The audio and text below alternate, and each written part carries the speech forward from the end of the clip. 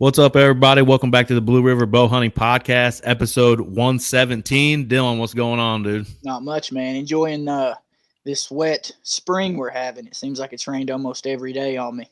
Yeah, probably puts a pretty big speed bump in your food plot preparation sometimes, don't it? Yeah, I just get it when the sun's shining.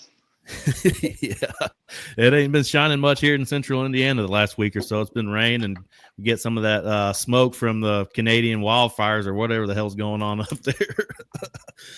But this week, our episode's Tony Washnock. What's going on, Tony? Ain't a whole lot to it. Just trying to get my farmers in the fields and get the beans and the corn out there. And, I think June 5th was a cutoff for corn around here in terms of, the government subsidy backings and insurance.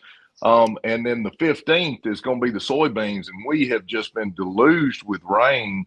And the farmers don't want to ask for it to quit raining because it may not rain again until November. And then, then everything's burned up. But food plots have not been even a possibility over here for me. So I just been working on a camp, trying to make the comfort level for this season more palatable for people that come up and hunt with me. And then I'll kind of try to focus on the food plots and the stand locations and all that once the fall gets a little closer and the weather is a little more stable, I'd say. Yeah.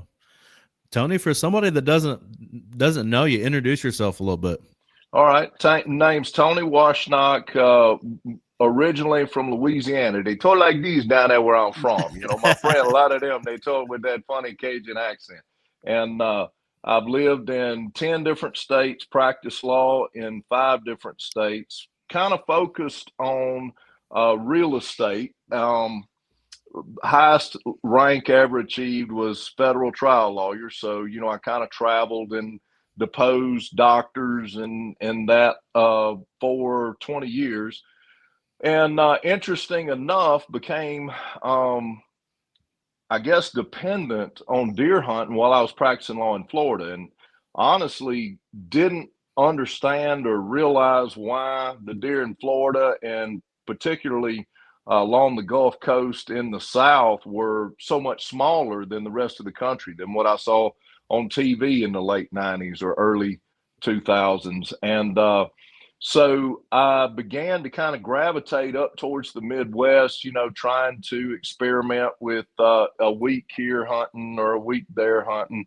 And eventually a guy came along in Florida and said, "Hey, man, you realize that your neighbor put all of his ground in a conservation easement that can't be developed on. So this deer hunting ground that you have in Florida, what if we gave you $1 million plus everything that you've put into this?" And I said, "Dude, if I don't have to listen to these judges tell me what a dumbass I am anymore, I'm going up there to the Midwest to hunt." And that's what I did. I took that money and I retired and have just, bought and sold real estate since and deer hunted. And I have friends that I've had relationships with for years, a lot of times, and then sometimes they may have, key understandings that I need to kind of get to know them a little better. So I'll invite them up here to deer hunt with me. And if they're from the South, I assure you it's enticing to hear, yeah, we can come up there to Illinois and hunt some of those beautiful creatures that we've heard so much about. And so that's what I do. 24/7, 365, I get out there and piddle with the farms that I have and try to strategize on getting better positioned farms and develop what I have. I'll bifurcate. Like I was a few minutes late here, but I had a surveyor that I had a conference with where I've got 50 acres and I'm carving out 17 of the hunting acres off of that parcel and putting the other, I guess, 33 up for sale. That's basically tillable row crop along a river. And, just I do things like that and stay occupied and stay busy. And then I do the TikTok thing.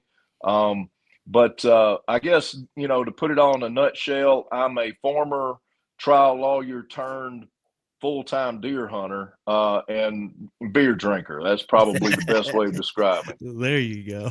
Yeah, I mean, I would have to go back, but we've chatted a little bit. I found you pretty early on, I feel like, on the TikTok, and your approach with just being real and kind of just calling people out like everybody should be. As far as you hear people complain, well, I wouldn't have shot that deer. You put that guy in that situation, in that stand, and he's going to shoot that deer every time. They just like to yap because they're not a part of it. So if they see somebody buying land, killing good deer, flipping it, they've always got something to say. And it's just one of those things. I love all your stuff. I love how you've approached it. And it's even better that you are a lawyer, so you know exactly, like you can't beat you at it. Yeah, I appreciate that, Dylan. Yeah, I do remember even before the deer season or early on the deer season last year, you and I kind of collaborating a little bit and talking about doing this, and I appreciate the invitation. Yeah, the real estate law background comes in quite handy, because it's not something that everybody just automatically knows. They don't teach us about a lot of that in high school or college or whatever. And yeah, man, the TikTok thing has pretty well exploded. It was pretty wild, honestly. To give you an idea, since we first started talking, in January, I'm looking at it going, okay, well, I sponsor this, special needs hunt for a child with cancer. And so I need to know what kind of numbers I put up. And in January, I looked, and dude, I sat there. It took me a while to pull my jaw up off the floor when I saw I had 12 million views last year. And I'm like, wow, I had no idea. I thought it might be 150,000 a month or something, and thought I was doing good. I didn't realize it was a million. And I think it resonates with a lot of people. Two things. One being that the modern social media has kind of gravitated towards the antithesis of what my hunting experience has been. What I mean by that is exactly what you were saying. People, what I find is, people will shoot a spike, we'll shoot a 4-point, we'll shoot a 6-point, and then when we get to the point where we're trophy hunting, a lot of people will say, I'm not shooting anything that isn't bigger than what I've shot, before. And then it's kind of like they put their values on all the other hunters. Oh, well, that's a 150. You need to let that walk. Well, my buddies from down at the Gulf of America, down in Florida, Alabama, Louisiana, when they come up, dude, it's about enjoyment and camaraderie and having fun. And sometimes, it might be a politician. I might need, some kind of discussion to have with them. And I'm certainly not going to sit there and judge them and say, hey, you need to let anything under Boone and Crockett standards walk, that completely defeats the purpose. And then, yeah, my legal background, I don't take lightly when somebody's critical that when I worked and earned money and bought something and have a right, especially where, they're critical about something that they don't own either. They might have got the deer on video, or they might have passed the deer before, and one of my buddies shoots it. But, that deer isn't anyone's until the tag goes on the head. And it just, having argued and having, had to defend myself from day one through school and in my profession, I kind of have resonated with people as just the average guy that, the average deer hunter that says what a lot of people are thinking about the direction that the social media, what I call horn stars, try to go in. Mm-hmm. And, and it's been successful. I went from like 2,000 followers, I think, at the beginning of last year to 20,000 just in almost no time. I mean, a matter of a few months, because people started getting that message. And that's kind of the, and then also the charity hunt. I'm still the vice chair of the former Crippled Children's Fund in Florida, even though I'm not in Florida a lot. But while I'm up here deer hunting, I had to find something that filled that hole in my heart, because I couldn't be at the meetings. I had to trust my other board members to make the decisions for people that can't make decisions for themselves. These people, they can't provide, they can't bathe themselves, they can't feed themselves, they can't do a lot of things. They're not expected to live very long. And I wanted to kind of contribute. And then when my TikTok following started, I'm thinking, okay, well, I didn't do this to make a job out of it. I'm not trying to be gainfully employed by TikTok. What do I want to do with this newfound success online? In addition to kind of neutralizing some of the, I guess, negative energy that the Horn Stars bring to the table, it gave me an opportunity to say, hey, ladies and gentlemen, you don't have to like me. You don't have to agree with me. But if you watch my video for 5 seconds, a child that is literally dying of cancer is going to benefit, you're contributing to the trust where a dying child gets to have a wish of killing a big deer in a fence. And people identify with that. It kind of stops them in their tracks and goes, I guess really that's a positive side of this social media deer hunting that we don't see every day. And so it's been pretty phenomenal, to be honest with you. Do you think the initial reaction to some of those videos early on, people got a wrongful insight of the real Tony when you're actually out there, helping these kids out there that have cancer and stuff, like go on a hunt? You're not just stirring the pot, you know what I mean? Like, you are a little bit, but like in a meaningful way. Like, you're not being the bad guy. Like, initially, I think people thought you were the bad guy, and then it was like, oh, he's actually a really good dude. Yeah, it's a great question, Brett. It's kind of like the WWE, the World Wrestling Entertainment. You have to have kind of a hero and then a villain. And being, a 50-year-old out of shape bow hunter, I was never going to be, the alpha bow hunter. I was never going to be a Chuck Adams or who Spook Span or any of those. And so, yeah, I think initially the very first issue, I think I started getting some amount of, people appreciating what I had to offer, was the arguments about crossbow hunting. And I know that's controversial to a lot of people, but my stance, because of my background, has always been, if the law is going to defend it, I'm going to send it. Now, if the law's changed and it's illegal, I'm not going to do it. But I'm going to support anybody that harvests a lawful deer under whatever, mechanism that they use. And that was kind of new to the social media community.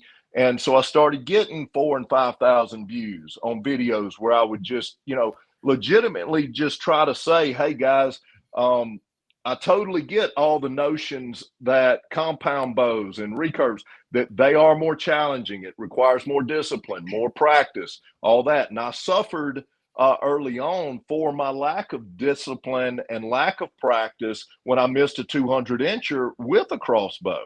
And so I totally get it. You're all making good points. But then I'd pull my crossbow out and take a bolt, and I'd act like I was playing a violin and say, now let me tell you what the law says I can do.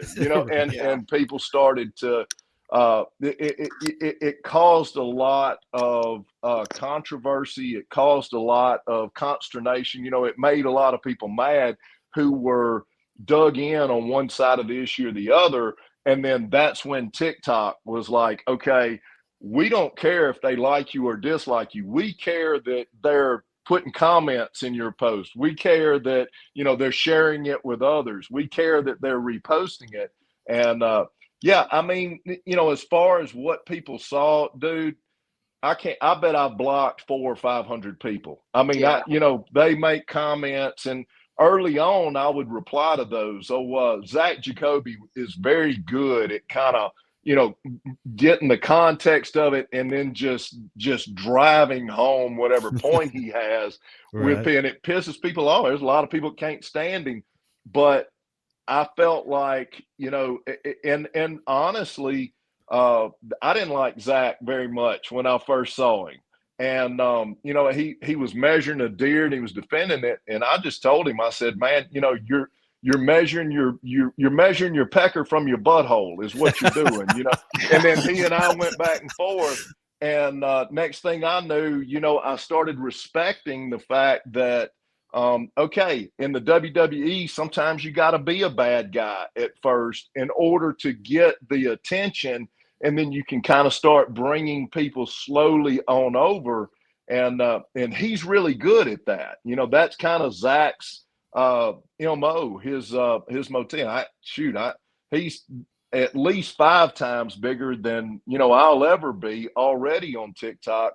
But he started out with and still has a lot of criticism of people that don't really like his personality. But I'm gonna tell you, you meet that dude face to face, dude, he is as chill and he's just an entertainer. And so I just kind of started following along his personality, and then a couple of the bigger names in the industry started kind of jumping up as the alpha male.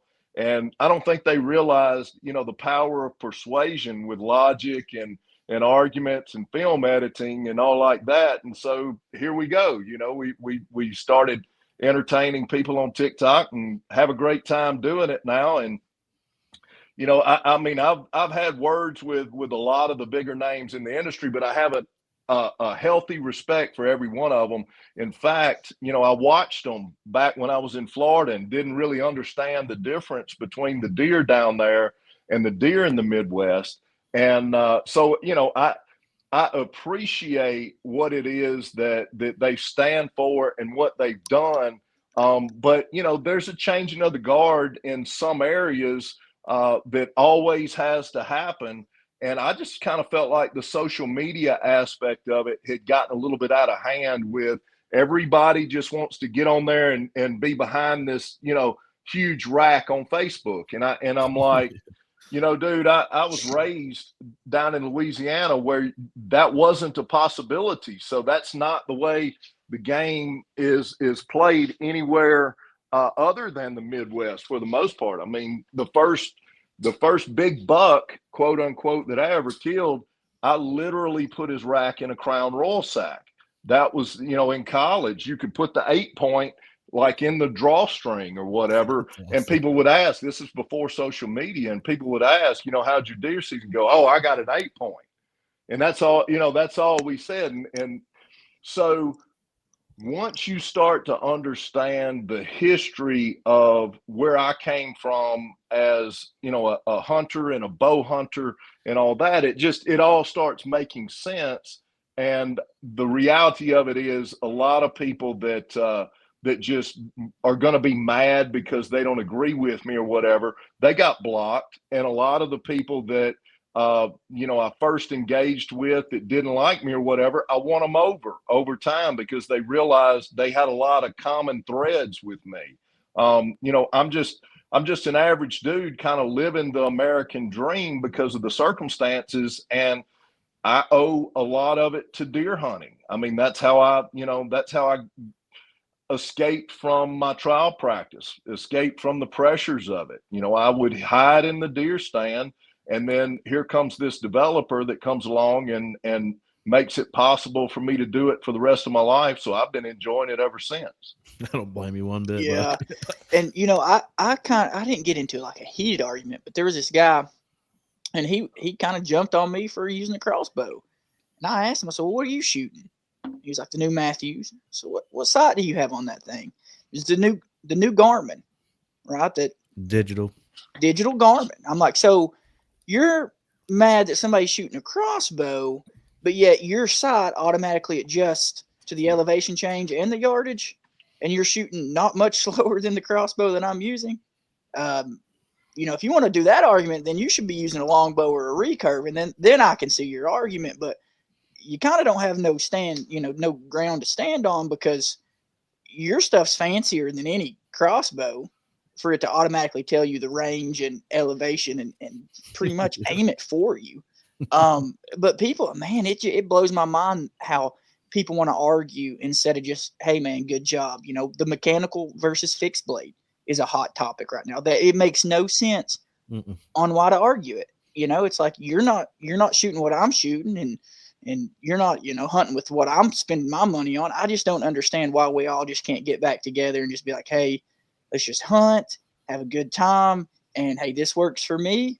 No, it didn't work for me. That's fine, and we just keep going. But man, people just want to just argue for no reason. Yeah. I think you really tapped into, you know, kind of the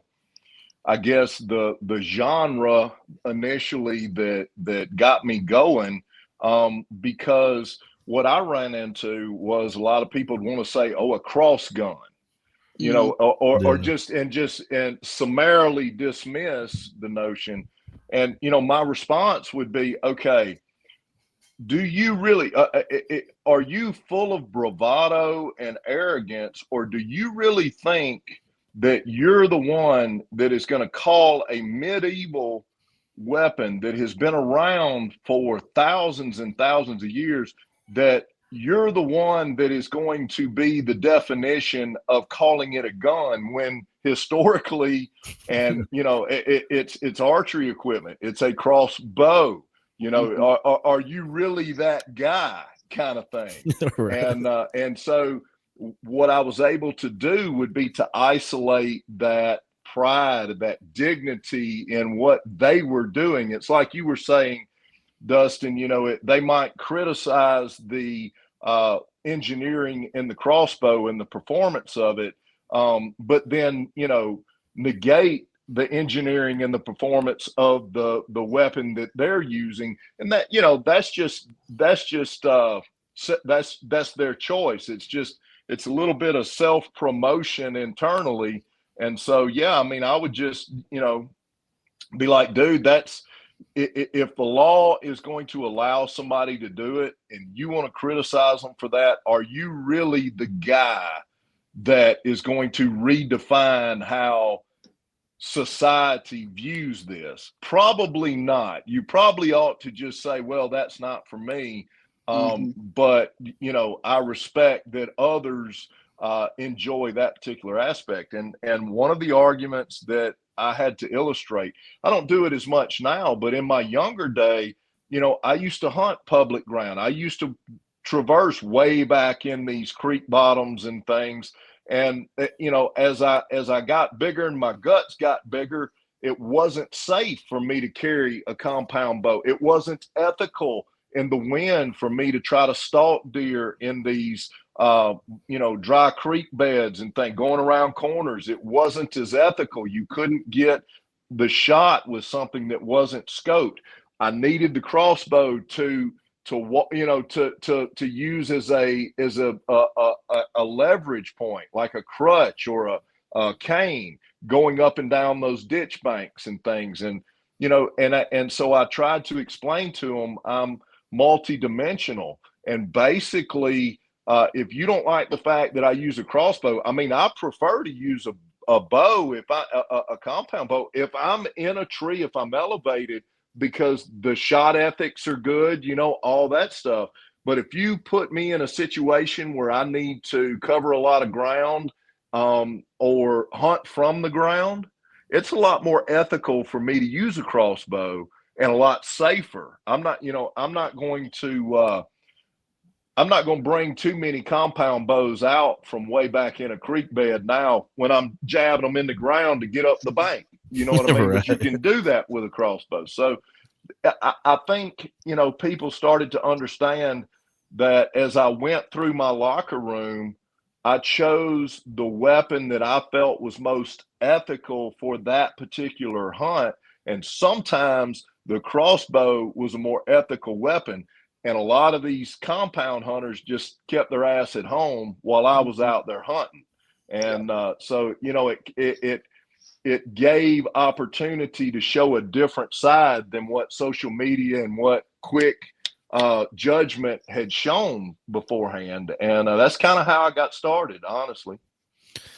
So I want to bring something back you talked about a minute ago of kind of the changing of the guard from like that TV hunting, outdoor channel, that sort of thing, into the newer age of social media, YouTube, that sort of thing. What's your thought process on that? Is it a good thing that we have that, because it's so oversaturated in certain aspects, and some people think that they're bigger than other people, and then you get in that whole pissing match? But what's your thoughts? Is it a good thing that we have that changing of the guard, or is it a bad thing? I think I appreciate the question, Brett. I think it's going to be what it's going to be. You know what I mean? Yeah, And I just have to be versatile enough to try to find where I can get involved in order to kind of leverage the playing field, or level the playing field a little bit, and kind of be the mouthpiece for a few people that might not have the time or the energy or even the sophistication to get on the social media stuff. But going back, let me kind of give you a foundation of my understanding and recollection. Dude, back in say the late 90s, we just started getting email. That like the mid 90s was when the internet started developing, and email was the big thing. And then we kind of got into, it was MySpace, and people would put, things on there, and it was just basically a scrapbook and all. And back in those days, hunting in general was a much different activity. It was more directed towards going in the cafes at 9:30, 10 o'clock in the morning and bullshitting with the old timers and going to the camps. And that's what it was about. It was not a antler driven, activity. It was like I was saying, I literally put an 8-point in a Crown Royal sack, and I'll be doggone, nobody said anything different, that I got the 8-point just like the guy next to me. Right. That's kind of the way it was. And then I'm going to say about 2004, 2005, the Outdoor Channel started promoting a lot of these, what I'm going to call, little miniature Hollywood movies about deer hunting. And it was mesmerizing. Michael Waddell came out with the Real Tree Road Trips, and I was just, I was floored by that stuff because it was a brand new thing. I really didn't know there were so many deer so much bigger than what I had been familiar with. I mean, outdoor life at the dentist office was the extent of my knowledge of what, big deer look like. And so as it went along, I think it was a good thing getting started with social media, because the television stuff, it had gotten so driven towards pushing sales of this and that, and so money driven, and still is, and that's a big negative, I think, from cable television, and even the rabbit ear television and all that satellite as it came along. It's it's a bunch of product salesmen trying to pretend like they're sportsmen, but really they're just demonstrating the products is what they're doing. It's just a big commercial.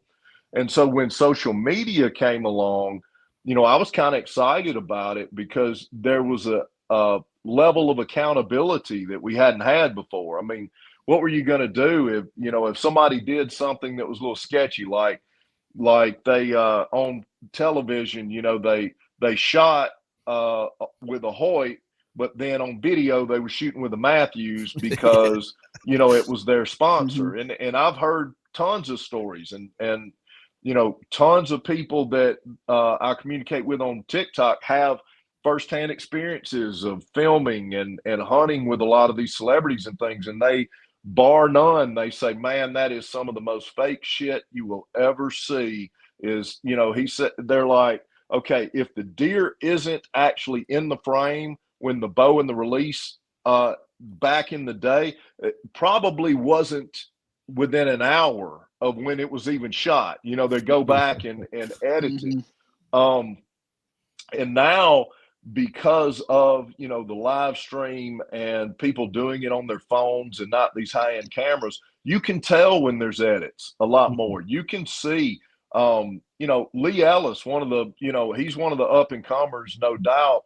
I watched his video on that public land buck, and when the sky was a completely different color, when he was, you know, trying to tell the cameraman, okay, he's going to stand up when the rain breaks. I'm like, Lee, I well know this is probably an hour after the rain has lifted. You've already killed this deer, but you're going back and, you know, in editing, and you used to couldn't catch people like that. So there is that authenticity point. You can only hide the bullshit so long in the modern environment. And then you've got your biggest critics that are going to call you out if you're trying to, you know, pull the wool over somebody's eyes. And we didn't have that level of accountability back in the day. So that's a positive. The negative to me, I think, is, you know, kind of the changing of the guard, in the sense of, you know, you got these guys that are so focused on antler size that they equate the entire experience as if it's some algebraic formula to get a Boone and Crockett score. And I think that is a real negative, because it gets away from the camaraderie at the local cafe of what people saw and who did what, and, you know, the connectedness, which is really what the activity should be about, is about the relationships. And you know, my dad told me, he said, you know, you're getting to that age where you need to get to where you're gonna get everything structured the way you want to do it for the rest of your life, because you need to quit monkeying with it. And part of that is you got to choose the people you want to hunt with. And to me, that's the most important part, is, you know, who are you sharing time in the woods with? Who is it that, you know, you're enjoying the activities more because they're involved? And social media, I think, and the changing of the guard, I think, to some degree, needs some adjusting there. You know, I think we've gotten into this. We're all a bunch of lone rangers trying to kill big deer, and we've missed out on why we're even hunting for, you know. Sure, you know, our predecessors, a lot of them hunted for food or whatever.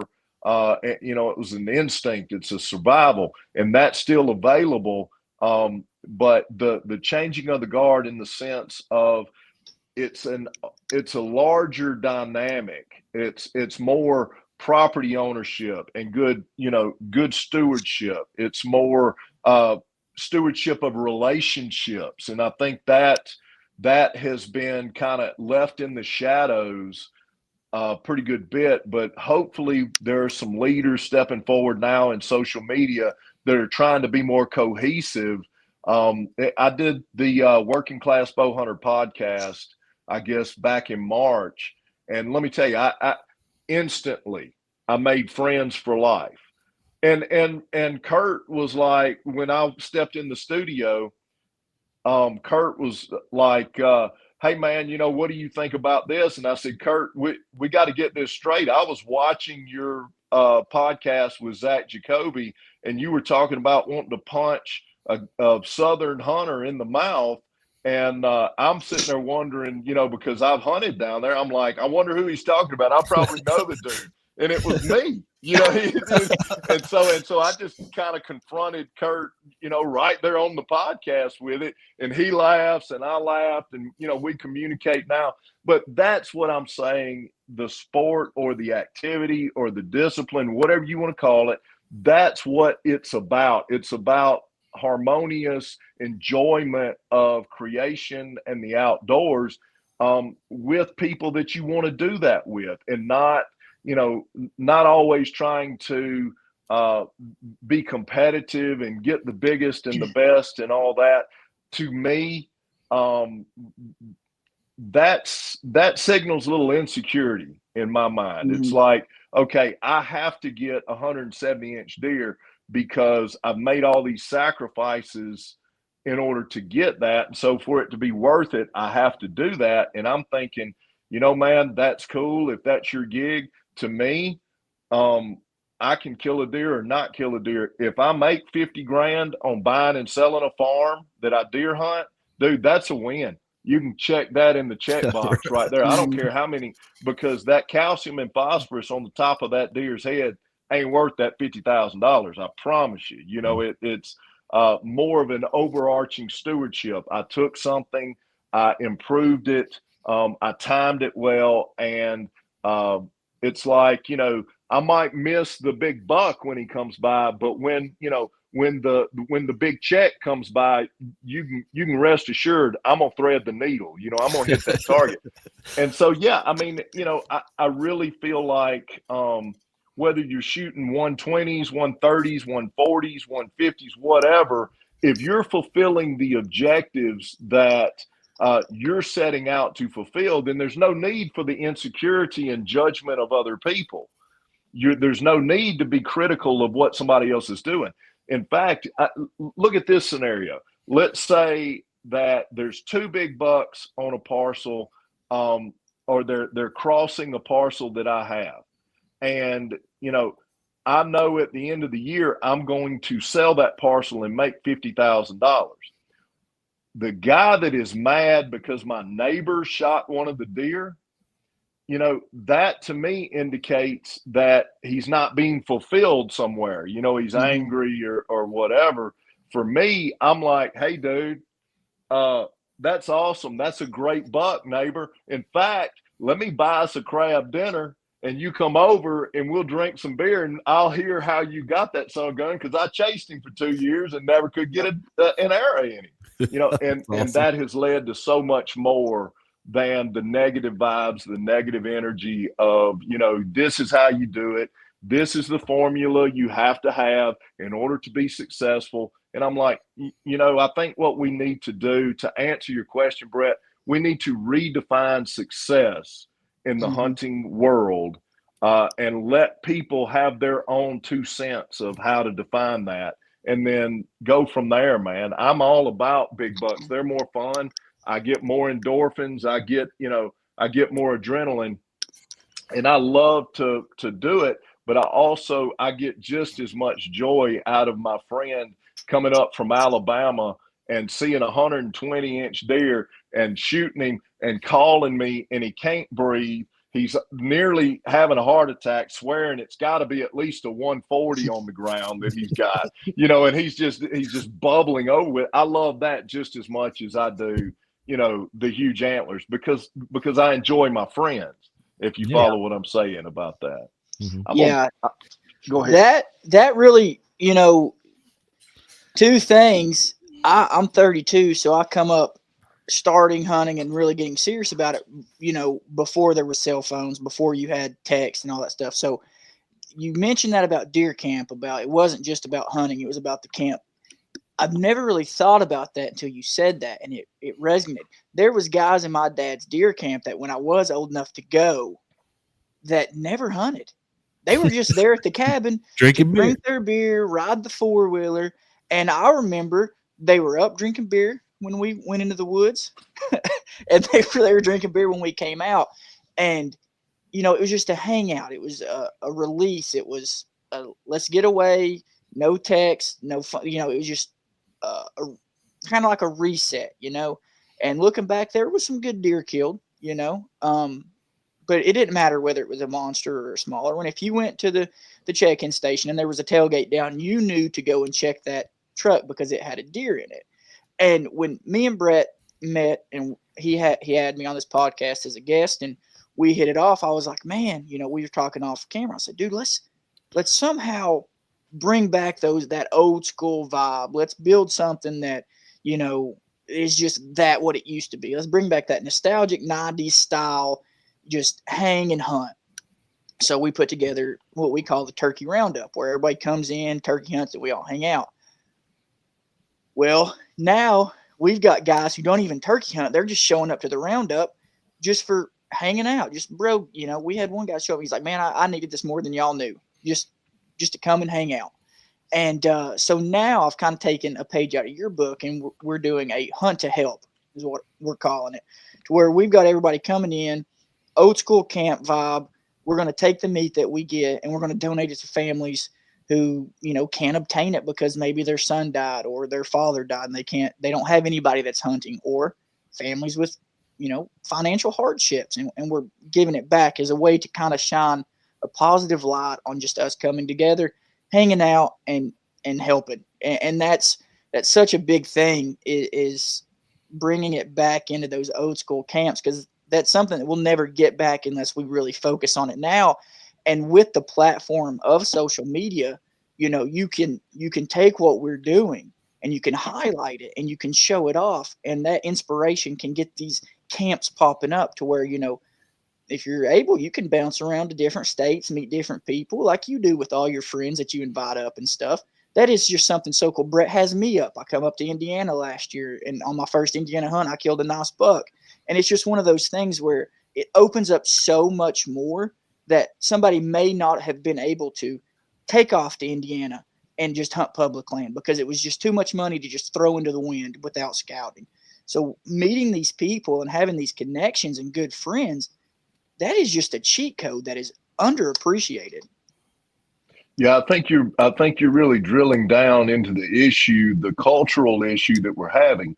When you describe the guys that just showed up to the camp, maybe they like to play cards late at night and drink a little bit and cut up, but they were pulling for the hunter, the serious hunter the next morning. Oh, they were the first ones, when they got up. Oh, well, is Brett back yet? What'd he get? What'd he see? Hopefully he saw that. And the social media aspect of it, if we let it, it kind of takes that away and makes that, well, I hope I'm doing better than this guy, or I'm in competition with this other guy. And they're not pulling for, the hunter as much. But when you start talking about, blossoming relationships, and experiencing new things and taking your knowledge and background into a new environment, and then spending money in that community that's much needed when you travel and hunt. And then you've got guys that are hunters, that are pulling for you as well, because what happens is, it like with me, dude, I want every one of my guests to get their dream deer. That's something that is very important to me.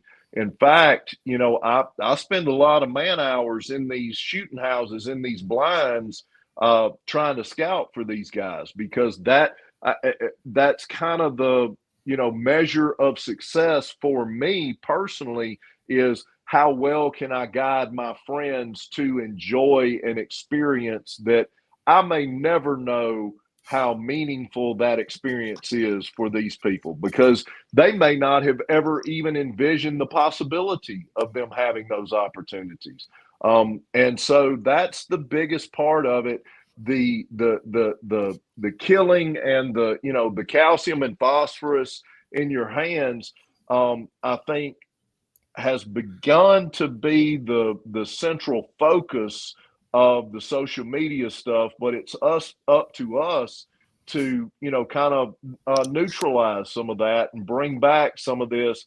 Dude, I'm rooting for you. That excites me. You got a good one last year. I know I know you saw a huge deer. Man, let me know. Soon as you get that son of a gun on the ground, you let me know, man, and I'll be just as happy for you as would be, um, you know, out there trying to pursue it myself, because I've been in those situations and I understand the benefits of the relationships that come from mutual appreciation of those things. And, it may lead to the successes that I'm looking for. For example, a lot of people dislike the notion that, Spook Span kills the deer that he kills. And I get that. I mean, he's got 20 over 200 inches. But last month there was a parcel and it's still for sale. And I'm like, man, I might want to buy this. It's just out of my range and they want more money for it than what I really want to spend. But how cool would it be for me or one of my friends to get a 200-inch deer? Because, the trail cam photos from that property are showing, a 190 or so, that more than likely is going to be a 200 this year. So I talked to Spook about it. I'm like, man, what do you think, about small acreage and this and this? And he's like, well, take a look at it. And he's like, well, and if you come across one that you may not want, I got friends that, that do that same thing. And I ended up not buying the parcel, but, just going back and forth. And I'm like, that's pretty cool because he understood where I was coming from. I understood where he was coming from.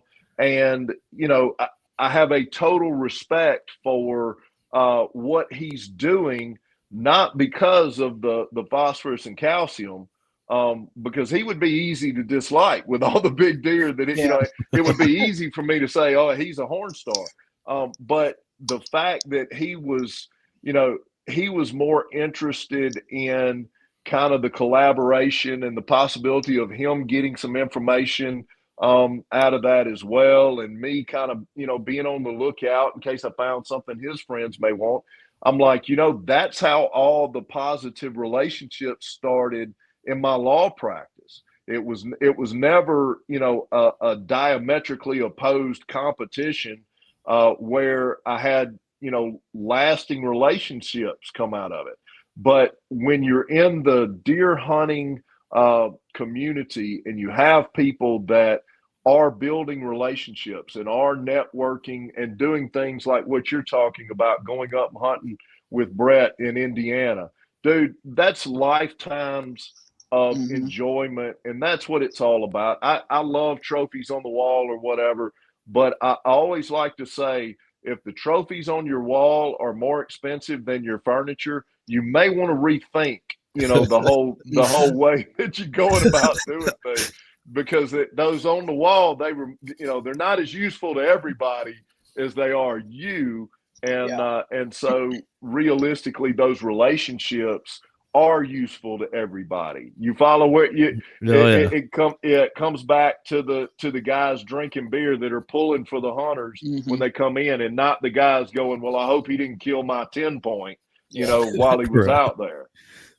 We had Spook on a few episodes ago, and he kind of talked about that, how, he talked about how he's used that to his advantage of somebody connecting with him just dropping it, whatever he's doing, dropping it and going looking at these properties and stuff like that. And I kind of asked him, like, and I think I've heard it on another podcast too, and they kind of asked him, like, well, we know that you're using your financial investments to get yourself these properties and stuff. And it comes back to me. I think it's a jealousy thing. If I had that much money to buy these properties or go on these hunts and do that, just like you talked about, live it up, dude. I mean, I don't even know how to explain it now, but like, just do you know what I mean? If they're jealous, screw it. You're living the high life and having a blast doing it. You know what I mean?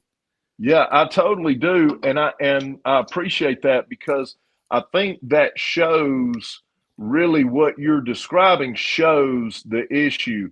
It's that people, if you don't do it the same way that they're doing it, if you're doing it with a crossbow and they're doing it with a compound bow, or if you're doing it with, $1 million and they're doing it on the weekends, on a shoestring budget on public land, there is a certain amount of, I guess, good energy when people are able to disassociate the differences and pull for somebody else that's doing things differently.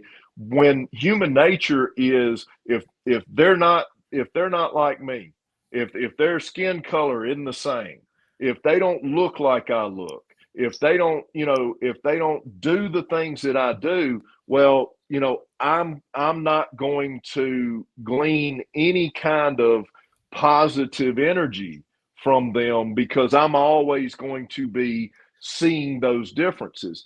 But in hunting, we really do get the opportunity to appreciate one another as people. I mean, dude, people ask me all the time, and you can probably see a couple deer in here. People ask me all the time, "What's the best deer you ever killed?" Man, no kidding. In 1997, I lost my first job practicing law, and I was in a new city. I was in Tallahassee, Florida, and I found myself living on my deposit in the condo that I was renting. I wasn't homeless, but I wasn't far from it.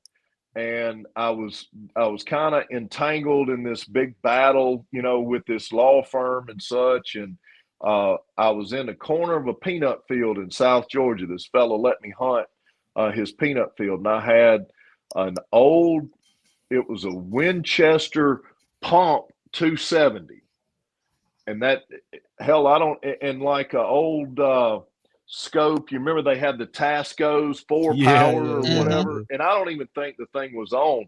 But I only had one of those little plastic things with the bullets. That's all I had, and I had no money. You know, I mean, I had student loans I couldn't pay during those months. And I'm sitting in the corner of this field, and I'm thinking, you know, I don't know if this scope's on. I hadn't shot it in probably 3 years, and you know, I want to be ethical, but I only have 5, 6 bullets. You know, what am I going to do? Zero it in with 4 of them and have 2 to, you know? So I'm just going to have to get up close to a deer.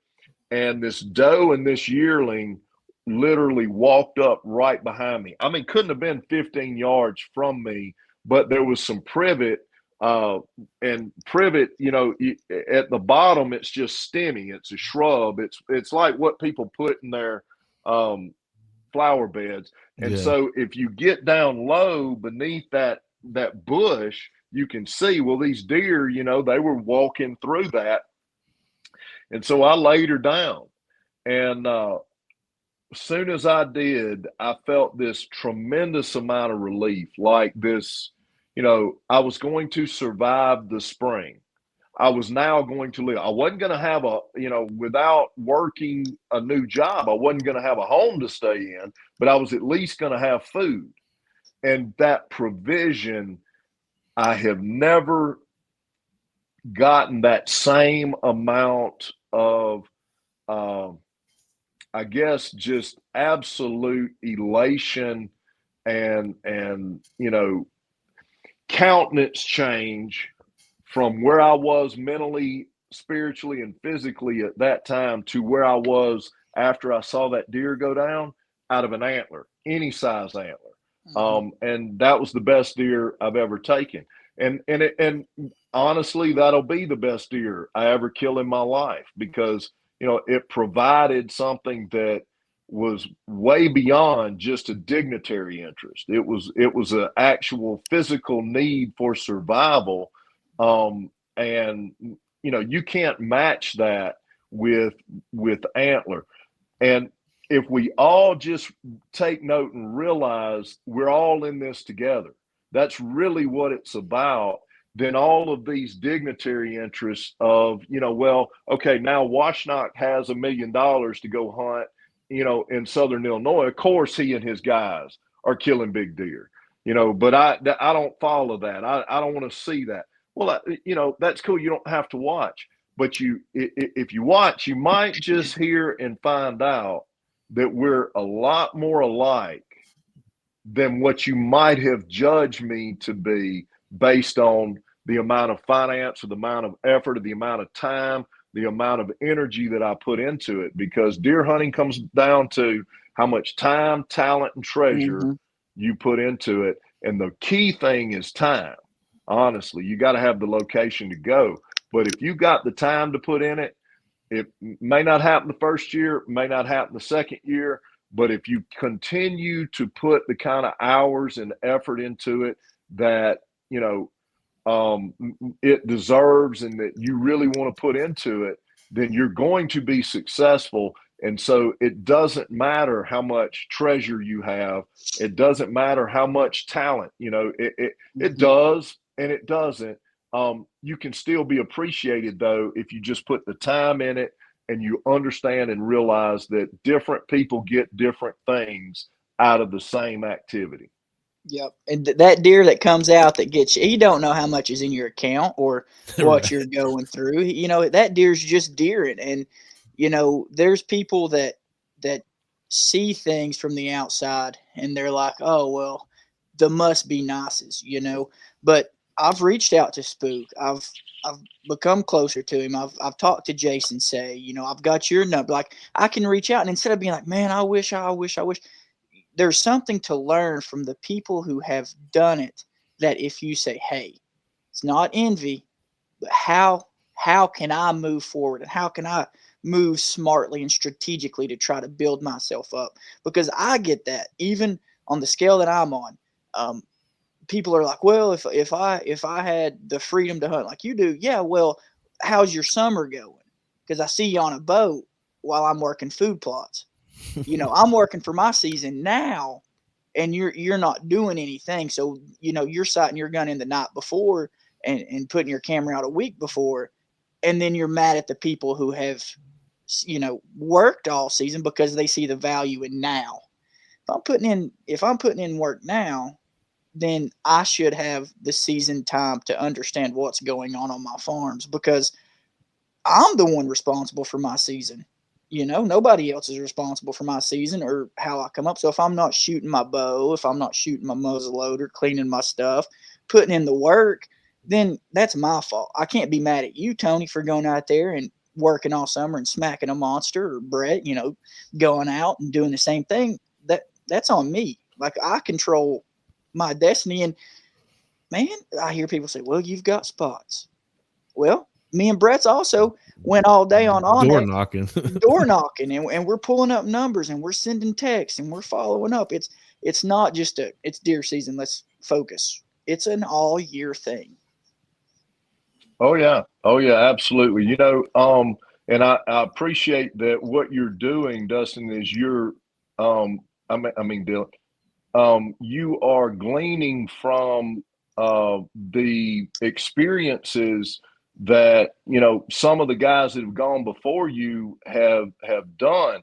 Um, for example, when I first came to Illinois, I was actually eating soybeans out of the field, and bathing in ditches some of the time, because all I really had was a place to hunt and then a place to lay my head, and I couldn't be chasing the deer as I was at the hotel room or whatever. So I just had to stay out in the field. And people, I think, they miss the notion that just because you're successful this year doesn't mean that you haven't put those man hours, that effort in. It doesn't mean, dude, I've bow hunted in Alabama when hell, I've stripped down to my underwear just to stay in the stand, 90 something Mm-hmm. degrees, learning that maybe I don't need to just take off and go somewhere just because I have the opportunity. Maybe I need to be more strategic about it and all that. So you're gleaning from a lot of that experience and that understanding from, people that have gone the hard route, people Mm-hmm. that. And so yeah, if I'm doing well now, it's because of the 20 years hunting in Florida, not because not because the my neighbor grew a big buck and it walked out in front of me, this year. And then of course I put the time in. I put 200 hours in the stand at least. I've been as many as 400 hours in a season if I don't harvest early on. And man, it's something. I get something from sharing that information. I get something from knowing that I'm building relationships with other people, uh, because I've gone through those hardships, and maybe I can help them avoid some of them. Mm-hmm. And I think a lot of the social media, getting back to the point before, a lot of it is we don't want to share information because we're scared somebody may capitalize on the information that we have from hard work and whatever. And realistically, yeah, that's a possibility. But it doesn't mean that you're not going to be rewarded with something even better on down the line. In other words, I may be hunting this buck, and my neighbor may take the buck. In fact, around the camp there, we tell each other when we see big deer that may be going towards, where we know another hunter has a stand location, kind of the camp thing. And sometimes they'll get them. And there is that moment of, well, if I hadn't told Keith about that big deer, headed towards that pond, he probably wouldn't even hunted that location today. That wince is there. But when Keith helps you drag out an even bigger deer and is happier for you than even himself when he, killed that deer, you begin to realize, well, there's just this, kind of cohesive environmental plan that all comes together. And it was selfish of me to have ever, tried to covet the experience that my buddy had just a couple weeks ago, because I would have never had this experience if I had taken that deer. And I think people have a hard time recovering from, those disappointments. We all feel them. When somebody does something that you're trying to do, there's always a little jealousy. But when you have a lasting friendship and a lasting bond with people, you can get through those things. And we're always blessed far better than we would have been, if we had made our own decisions or choices in that. Hell, if I had found a couple big deer in Florida, you never know. I might not have ever tried to go to Illinois. And I'll also say it's the years that I haven't met the objectives or the goals that the next years always are the best years I've ever had, if that makes sense to you. Mm-hmm.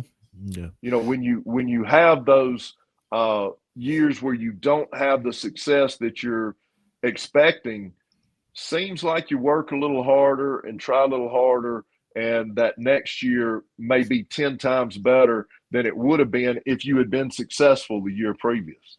For sure. I want to hear kind of your layout of like the property that you have there in Illinois, what you're hunting, what you're looking for when you're going to acquire these new properties.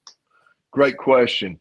Okay, so I'm trying to, number one, I'm trying to invest as little as I can and put as little as I can at risk while still maximizing the number of deer that I'm able to put my friends on. This past year was the first year where I had, I had $1 million to invest, and we got 4 mature bucks off of it. I look for parcels 50 acres and under, because that's my budget. $200,000 is about all I'm willing to spend on a hunting location, and I want to get $220,000 out of it if I want to turn around and sell it next year. Mm-hmm. And so those are kind of the parameters, because my friends don't pay me to come a hunt. In fact, I house them and feed them and do all that stuff for them. So there's an expense to that. I like to keep that ace in the hole, that it's a good investment. So I look for properties with row crop food, structure, and water in a micro environment. I look and find those in a macro environment, where in the immediate surrounding 1,000 to maybe 600 acres, depending on the size, I want to know where the food, the water, and the cover is in that area, and the travel routes of those deer I'll get from, mapping technology and like that. And then I try to create a micro environment, and I will enhance whatever the least is. In other words, if in that 1,000 acres around there, there's not much water, I'm gonna try to be funneling that water on my place. If there's not much structure, I may let it grow up, 7, 8 foot. If there's not much food, I'm doing food plots. You follow what I'm saying? I'm trying to give them what will suspend those deer in that small parcel that I have for the longest time in comparison to their travel routes in that larger area. And it's something that, when when you bust your ass and you're spending your own money, you learn, necessities, the invention, or, how does that go? Do you know what I mean? What is it? Necessity is the mother of invention, or something like that. Something like that. So, yeah. I have through the years, I've made so many mistakes and had to go in and you can imagine if you put a food plot in the wrong place in Florida, that's a pretty bad move. You know what I mean? Because you put work into it and effort into it. And if you don't get a return on that food plot, I mean, that's pretty bad, because whatever return you can expect isn't going to be great. So just through failure, I've learned to, I guess, kind of look at a larger area and not get completely drawn into, well, it's exclusively deer hunting. I want to look at the overall area. There may be public roads. There may be water service at one of the points. There may be the possibility of, selling a portion of that property as a household at some point. So there's a lot of investment criteria that I have to go through as well. And so my portfolio really, man, it's all over the place. The deer hunting focus is a focus, but it's not the only focus, because let me tell you, man, if you're in the right area and you're supplementing the least available food structure or water in that area, a lot of the things that we think are parameters don't really apply. In other words, like back here on this hill, there's houses all around here. Dude, one of the biggest bucks I've ever let go was right there on that hill, and right here behind the house. It's because there's a bunch of timber and there's not a whole lot of food. And so I put a clover plot out there, and they come through. I see deer. In fact, while the surveyor was here, we saw deer. So there are opportunities in my portfolio for things that aren't traditional great hunting locations. One of the things I think that is most important for me is going to be diversity. Like if I've got river bottom ground, well, I don't want to hunt that river bottom ground when it's raining constantly. So I have to have, in that locality, I have to have hilltop ground not far off, so that it opens up the opportunity for me not to spoil an area, not to go in and pressure an area. I can sit back in these muddy bull blinds or redneck blinds, and I can go to these areas where it's convenient and comfortable and it's not wearing me down, and enjoy it myself.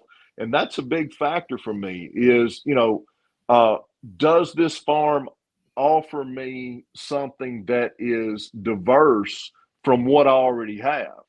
Mm-hmm. And, it could be almost anything. It could be, of course, you've got, excuse me just a minute. I've got one of these ring light things here and I can't get it to stay on. Yeah. It keeps giving me colored stuff. I seen that. Let's see if I've got it there. There you go. Yeah, I think it's all right. All right. So one of the things that I do is, I'll evaluate. I'll go through Land Watch, and I'll categorize like what's the lowest price per acre for these size parcels, and I'll keep up with the market so that I don't overpay. I mean, that's probably the biggest danger, is overpaying and getting locked in on something. And then from there, I'll start to think about, okay, in terms of me personally, at this point, it's not just about what deer could I possibly kill on there. It's, okay, is this a spot where we've got a good road or a terrace right up to a shooting house? So my buddy bounty hunter, if it's raining, I can drive in there and pick him up and he don't have to walk out, Mm-hmm. just little things. There's so many things, which is why I think everybody should get out there and invest in a 10-acre parcel, even if they've got another hunting location. Invest in something that's going to get you started analyzing in that direction, because man, hunting's expensive, and if you can sustain by buying and selling, then you're ahead of the game a long way. If you and I know everybody doesn't have all that amount of time and energy to put into that, but the investment value of it. Now, in terms of the size of the antler or whatever, of course I look on X, and the size of the parcels surrounding me do make a difference to me. If you've got, one guy's got 200 acres, one guy's got 120, and another guy's got 80 acres. Well, if that property flows right, if I can get a 20-acre parcel that cuts a corner off and I can enhance that, then I'm going to do that. And I know a lot of people don't like that. They kind of paint it as that's being parasitic on your neighbors. But dude, it's just fulfilling the American dream. It's working hard and taking advantage of what's available. And if I buy a parcel and it may only be 10 acres and take a big deer off of it, in my mind, that is not being parasitic on my neighbors at all. Mm-hmm. And even if they have huge parcels, because isn't that what it's all about? Is to enjoy your property and quiet enjoyment of your own property, no matter what your budget is. So that's a big factor to me. The amount of enjoyment that I'm going to get out of it, and then the possibility of, if I find a parcel that is going to be more enjoyable for my hunting experience, can I sell this parcel and get into something else? Because I buy them from time to time, and it's like they're awesome hunting parcels, but that's all they're good for. Mm-hmm. I guess the best example would be that dumb lawyer farm that I bought.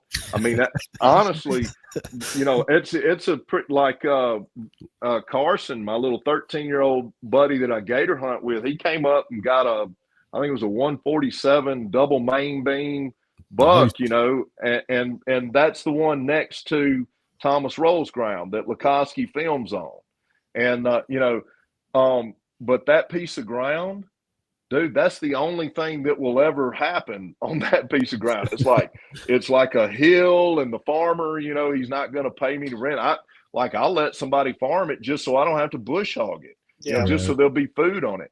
And it's just terrible ground, and I paid a pretty penny for it, but I can't do that over and over and over. I have to balance the portfolio. I have to have parcels that I feel like are going to appreciate in value. Which is it's a challenge. And terrain wise, what I look for is a good mix of food, water, and cover in that micro environment on all of those parcels. And that kind of leads to, if you've got food, water, and cover on everything, then you've probably got a little bit of opportunity on row crop. You've probably got some timber you could cut if you had to. And then the water thing, that's awesome. You can do like, a pond and put, something to go catch a few bass or catfish or whatever in the middle of the day. I thought I had that light fixed, but it was. You're good, buddy.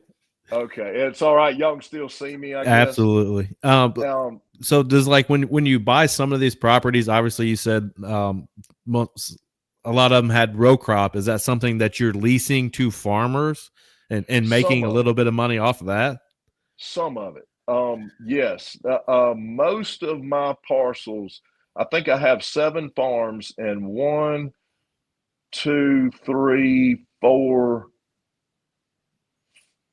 4 of the 7 have row crop. Mm-hmm. 2 of those are not, no farmer in their right mind is going to pay me much of anything for that row crop. So I trade for, like, okay, if you lime and plant the whole thing and just leave me 5 acres, you can farm the other 25. And, okay, that's 2 of them. And then 2 of them, yeah, just cash rent. It's good enough ground to where the farmer's going to plant, and I'm going to make, I don't know, 150 an acre off of that annually. But what you find is the taxes are going to correspond with, what the property's going to do. Like, the taxes are going to be the lowest on timber ground and stuff like that.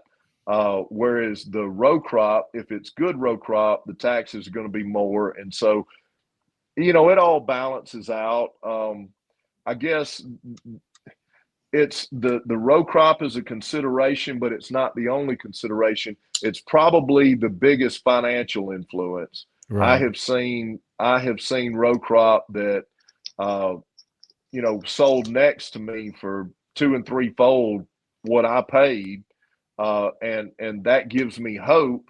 Whereas some of the row crop that I have just isn't very good, but then it's the farmers with the loose gates on the combine, and they spill a lot of grain because they can't, it's not the best ground, so they're not just, they don't have the best combines, or they don't have new combines and things, so it's best for deer hunting. It just all kind of, it all kind of I guess kind of works itself out like that. Mm-hmm. Yeah, it's wild because I drive through Illinois most of the time when I go to Missouri to deer hunt over there, and I get to like that western side of Illinois going into Missouri, and you can tell the difference in the soil. It looks black compared to things that I've seen, and I live in flat farmland. I know what dirt looks like, and even me, I'm not a farmer, I can still notice that difference, and it's pretty wild. And I'm sure there's benefits where with all that, with the row crop and the soil, and even with the antler nutrients and stuff like that, even plays a role. Oh yeah. Well, congratulations hunting over in Missouri. That's a place up, I guess you go up like north of St. Louis and up that way. Yeah. That's something I haven't done yet, is hunt north of St. Louis. But yeah, that Mississippi River runs between Illinois and Missouri, and yeah, man, that's some of the best, most fertile ground. It's an interesting topography through there, though, isn't it? It's like absolutely. it can be hills and and still really rich dirt. And yeah, those farmers are doing very well, particularly compared to all that sand farming, peanuts and cotton that that I'm so familiar with down around Florida.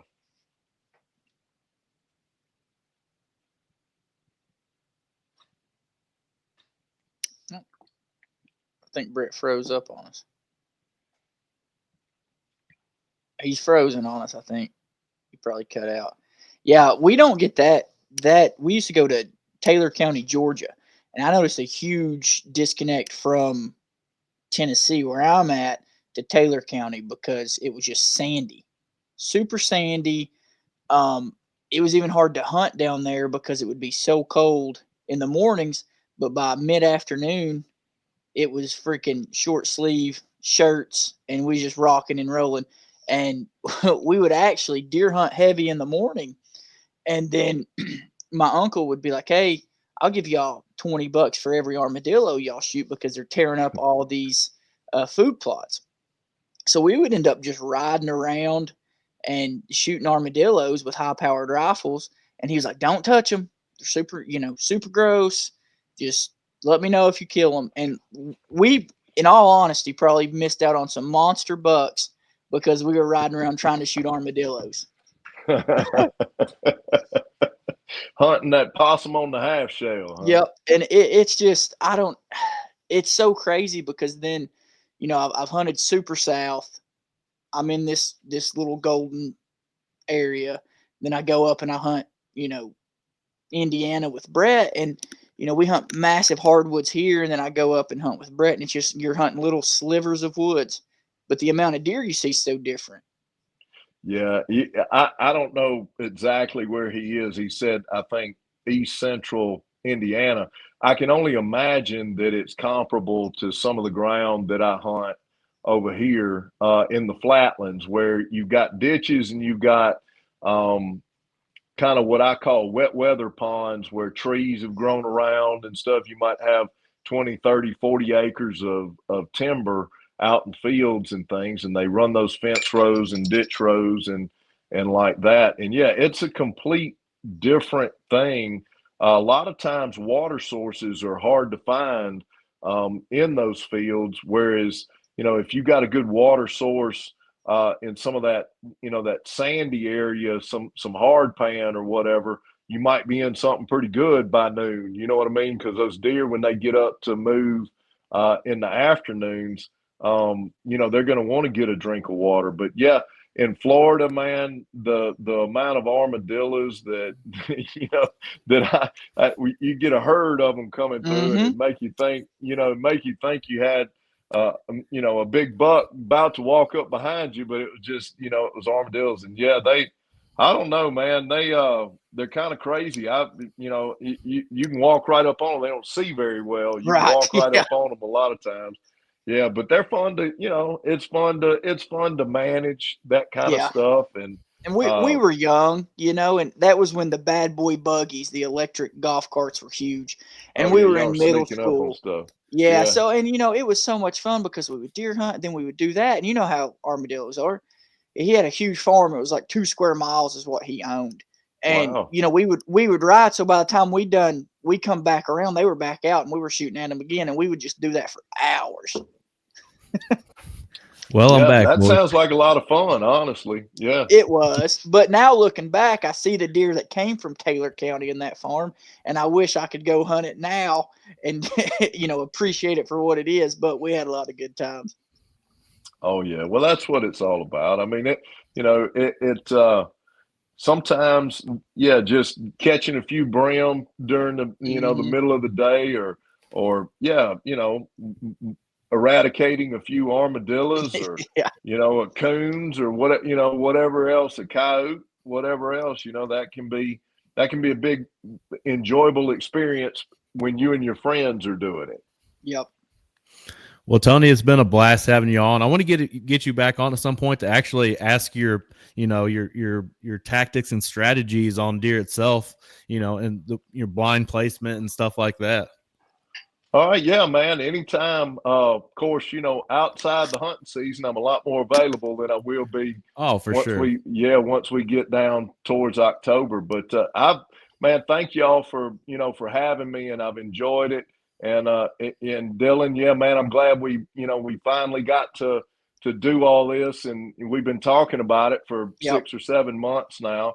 And yeah, man, if I can be of any help to either of y'all on anything you're doing moving forward or whatever, don't hesitate. Brett, I think Dylan's got my number, and share that with him if you don't mind. And I'll look to hear from you where this is released or whatever.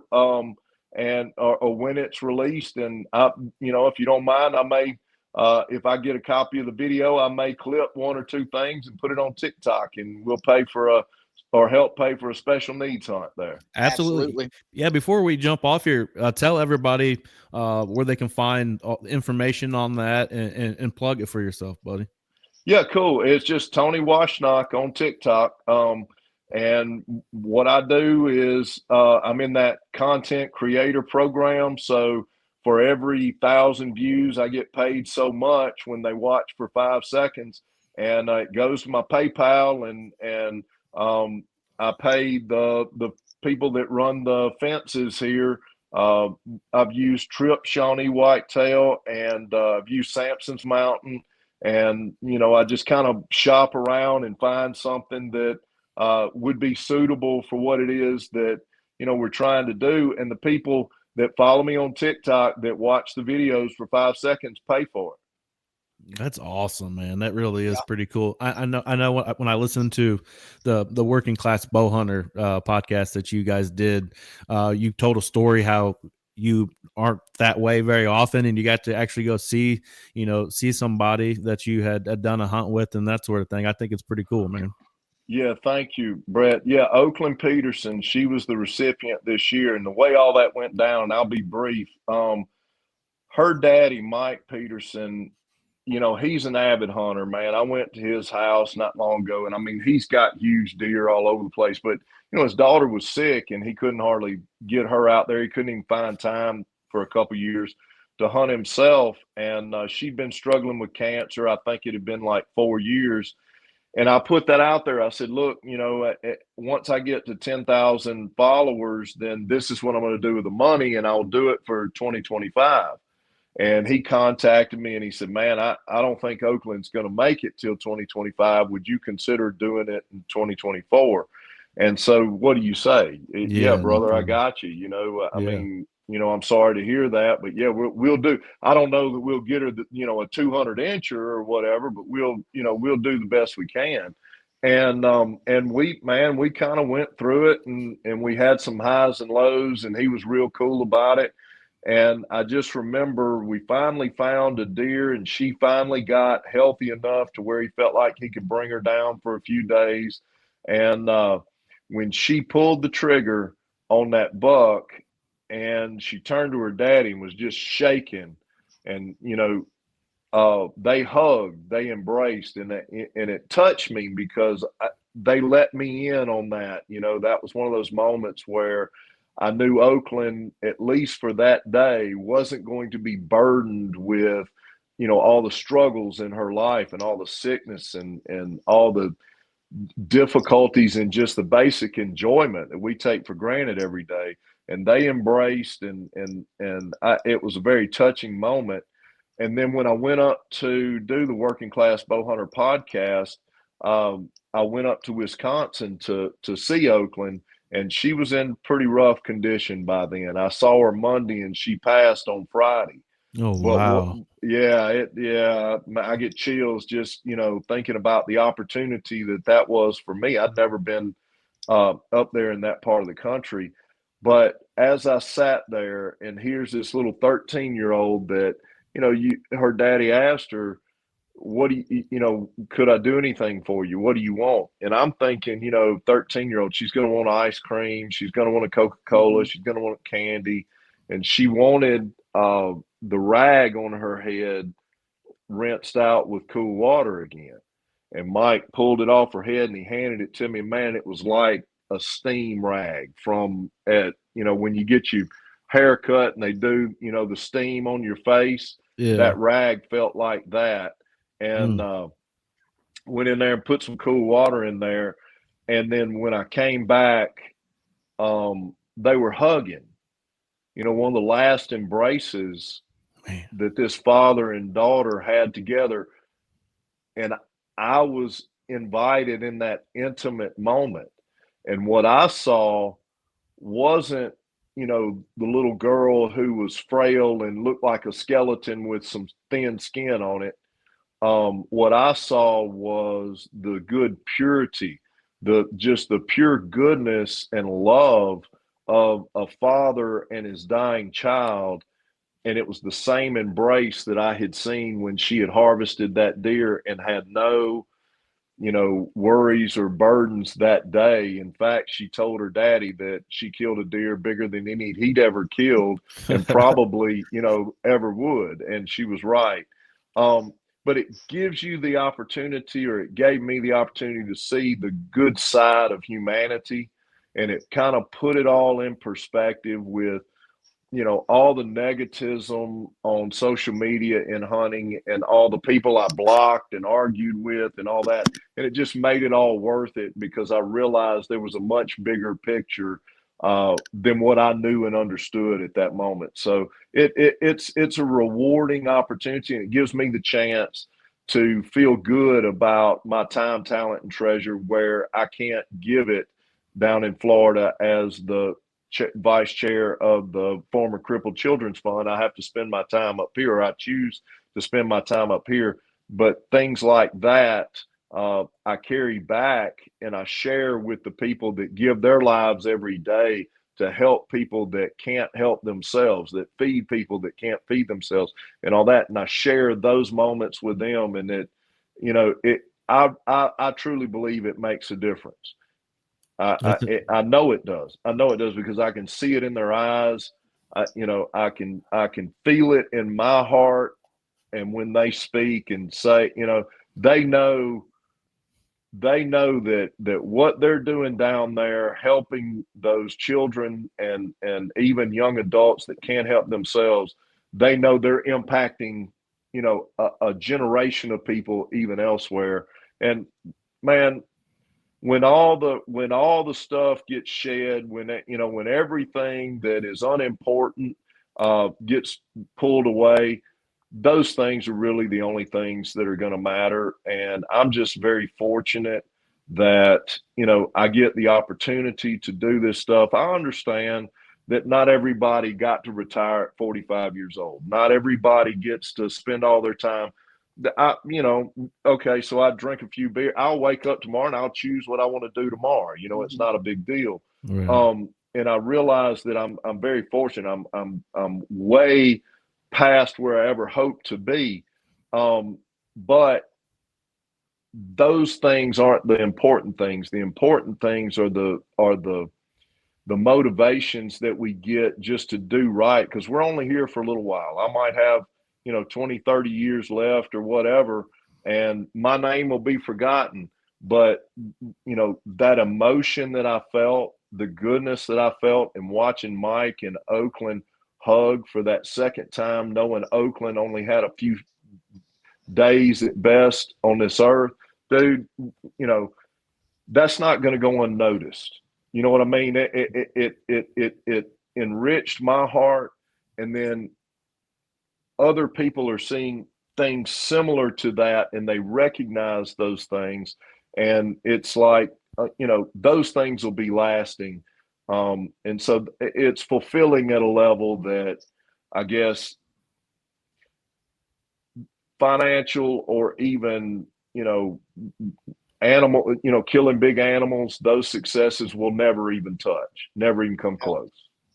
Well, and I'm not trying to do it to, pump your head up or whatever, blow smoke up your ass. I really do appreciate you doing stuff like that. I don't know if anybody ever told you that or anything like that, but that's a heartfelt story, and for somebody that's got kids, and hopefully I never have to deal with anything like that, but I can only imagine what that person's going through. And then you able to take them on a hunt like that. It's incredible, man. Well, thank you, Brett. Yeah. I'm very fortunate to be able to do it, and I appreciate y'all kind of getting the word out and all like that, and let me on your absolutely. I'm going to be reposting everything now. Yeah, absolutely, man. Yeah. Well, yeah. It's been a great having you on. Can't wait to get you back on to talk some more deer hunting. Dylan, you got anything before we wrap it up tonight? No, it just rolling. We're getting closer and closer to the velvet hunt, so we'll sweat it out, I suppose. Oh yeah, it's getting close, buddy. But we'll be back here again next week for episode 118 with the deer farmer from TikTok. So we'll see you guys next week. All right, sounds great. Thank y'all.